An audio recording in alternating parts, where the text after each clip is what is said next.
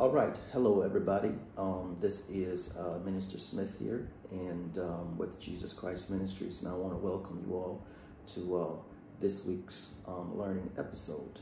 Our topic for this week is a part two to what we did last week. Remember, on last week we talked about how to interpret your dreams biblically. Okay. So this is the part two to that, how to interpret your dreams biblically. And I want to begin by reminding you all that dreams are like parables, okay? Dreams are essentially parables that God uses to convey important messages to his people, to you and myself. Throughout the New Testament, for example, when you read the Bible in the New Testament, you see a trend of Jesus speaking in parables, okay? Some of the parables of the New Testament are, for example, the parable of the sower, okay? The parable of the prodigal son, the parable of the Good Samaritan, the parable of the mustard seed, the parable of the unforgiving servant, okay? So Jesus spoke in parables a lot in the New Testament. In today's video, I want to turn our focus to two dreams in which the Lord spoke in parables. When you think of parables, think of it in terms of symbols, okay? So a parable is essentially a symbolic way of communicating, right? So in the Old Testament, let's look at Joseph, okay? Joseph had two very important dreams in the Old Testament that foretold his future, okay? But in those two dreams, God used symbols, a lot of symbols to communicate to Joseph what his future had in store for him, okay? And again, the symbols that God uses are essentially, when God uses symbols to communicate, really, it's essentially a parable, okay? So in our visions of the night, in our night dreams, dreams of the night, God speaks generally in parables or in symbols is what I'm trying to communicate is. Anytime you have a dream, your first instinctive medium or your first instinctive drive to interpret the dream should not be looking at the dream literally, okay? You should look at the dream in terms of symbols, okay? Because many times God is using symbols to convey a message. So let's look at two dreams in the Old Testament, okay? Joseph's two dreams. And the first dream is in Genesis chapter 37, verse 5 to 7, okay? So we're going to break that first dream down into its symbols, into its symbolic elements, okay? To further highlight the pattern and trend of God around speaking in parables, okay? And then Joseph's second dream is also in Genesis chapter 37, but then in verse number 9. So we're also going to look at his second dream and understand the symbolic elements that God used to convey the same message, okay? Again, just understand that dreams are generally symbolic and not literal, okay? Some dreams, a few dreams can be literal, but generally, anytime you get ready to try to interpret your dreams, think of your dreams as symbols or symbolic, okay? So let's look at this first dream in Genesis chapter 37, verse 5 through 7. It reads, "And Joseph dreamed a dream, and he told it his brethren, and they hated him yet the more. And he said unto them, Hear, I pray you, this dream which I have dreamed. For behold, we were binding sheaves in the field, and lo, my sheaf arose and also stood upright. And behold, your sheaves stood round about and made obeisance to my sheaf." Okay, so that is Joseph's first dream. The first dream in which God essentially gave him some insight or gave him a glimpse into his future.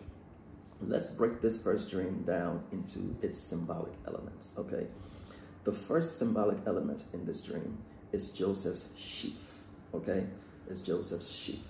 The second symbolic element, which is essentially a set of symbols that we can lump into one. So the second symbolic element is Joseph's brothers' sheaves, or his brothers' sheaves, okay?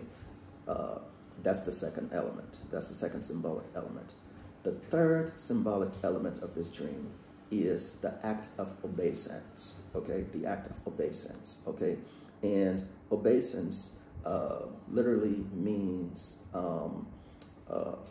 the act of paying homage or showing respect, or the act of bowing down in homage or in respect, okay, to someone or to something, okay? So again, in Joseph's first dreams, there are three key elements. The first element is Joseph's sheaf. The second element is his brothers' sheaves. And the third symbolic element is the act of obeisance, okay? All right, now let's go ahead and look at Joseph's second dream, which is in Genesis chapter 37, verse number 9, and it reads, "And he dreamed yet another dream," talking about Joseph, "and told it to his brethren, and said, Behold, I have dreamed a dream more. And behold, the sun and the moon and the 11 stars made obeisance to me." Okay. By the way, I am reading from the King James Version here. These two readings that I just shared with you all are from the King James Version. Okay, so now let's take a look at Joseph's second dream and then break down the symbolic elements. Let's break the dream down into symbolic elements, which is what you and I need to do every time we dream a dream. The first thing is break the dream down into its symbolic elements, okay? So for Joseph's second dream, the first symbolic element is Joseph himself, okay? So God used Joseph himself as a symbol in this dream. The second symbolic element is, again, a group of elements lumped into one element, okay? So the second symbolic element is the sun, the moon, and the 11 stars are the second element. And then the third symbolic element, again, is the act of obeisance, all right? So you can see a pattern here between the two dreams, how God used different symbols to convey the same message. But you can see the pattern of, in the first dream, the first element is Joseph's sheaf. In the second dream, the first symbolic element is Joseph himself. Okay, you see that pattern? In the second dream, you see in the first dream, Joseph's first dream, the second element in Joseph's first dream is his brother's sheaves, okay? Now, the second symbolic element in Joseph's second dream is the sun, the moon, and 11 stars, okay? The third symbolic element in Joseph's first dream is the act of obeisance, okay? Now, the third symbolic element in Joseph's second dream is also the act of obeisance. So you can see here that God is using symbols to convey a message. And you all know the story. You know what the dreams meant, right? That essentially Joseph's family were going to bow down to him, and he was going to be kind of like a leader over them, okay? So why did I share all of this with you? I shared this to say that anytime you dream a dream, okay, what you need to do in terms of trying to interpret the dream is find the symbolic elements of the dream and their interpretation. Find the symbolic elements in the dream as well as the interpretation of each symbolic element, okay? This will direct you to the dream's overall interpretation. When you dream a dream, okay, find the symbolic elements in the dream, okay? and the interpretation of each symbolic elements. Once you do that, okay, that activity is going to drive you toward the dream's overall holistic interpretation. Okay, now in the upcoming weeks, you know that I promise to upload one video per week. Okay, that is why you need to go ahead and hit the subscribe button. If you haven't already done so, hit the subscribe button on your device, so that and also hit the bell button that's next to the subscribe button, so that every time I upload a new video, you'll be able to receive notifications, and you'll be able to join in and continue to learn and grow with us. Okay, so over the next several weeks, I'm going to be uploading some new content where I will be sharing a list of common dream symbols, okay, that God uses. Typically, when we have dreams, there's some common dream symbols that are sort of universal. Okay, so I'm going to be sharing those common dream symbols in upcoming uploads and upcoming content, right, to help you interpret your dreams. Okay, so be on the lookout for that. Thank you all for joining in today to be with me.